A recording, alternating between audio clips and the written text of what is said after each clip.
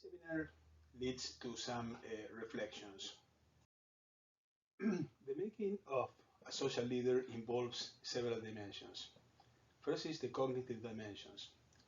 Social leader builds knowledge relying on three sources of knowledge. Practical knowledge, originated on information, experience, and experimentation, and analyzed by reason. Spiritual knowledge, originated in meditation, contemplation, mindfulness. Phenomenological knowledge, originated from personal and community's perceptions. And interdisciplinary knowledge, which allows to criticize its epistemological foundations, relying on conceptual models, statistics, interdisciplinary and phenomenological analysis. The axiological dimension, consciousness leads to discover values and their ranks, promoting greatness. The relational dimension, the phenomenological intentionality leads to connect with self and with others, discovering their value, building relationships and communities. The emotional dimension, the phenomenological intentionality leads to connect the psychology, spirituality, and morality, leading to harmony. The existential dimension, consciousness leads to find meanings.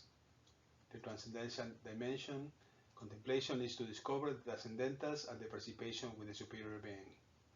The spiritual dimension, spirituality inspires and transforms each person, community, nation in the dimensions vital, cognitive, emotional, existential, axiological, relational, transcendentals, religious, discernment, action, contributing to our happiness and well-being.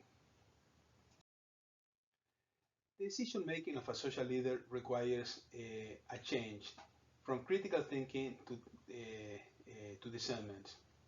It requires to evolve from critical thinking, which is an intellectual exercise, to discernment, which is an exercise that involves all the dimensions that we mentioned above, developing a vision, a mission, relation, transcendence, discernment with a social sensibility. The last intuition provided by this seminar is a vision for the future of society. Social leadership fosters happiness and well-being, especially of vulnerable sectors.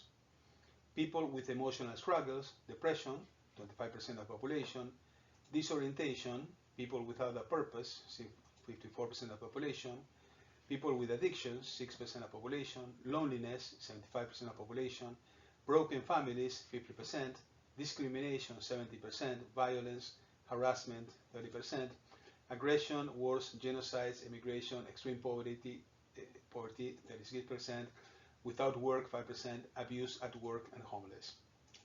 Who is the main beneficiary of social leadership? If we do the calculation with all these percentages, we may conclude that we are all probably vulnerable, some more than others, and therefore, in one way or another, we would all benefit from social leadership. Thank you.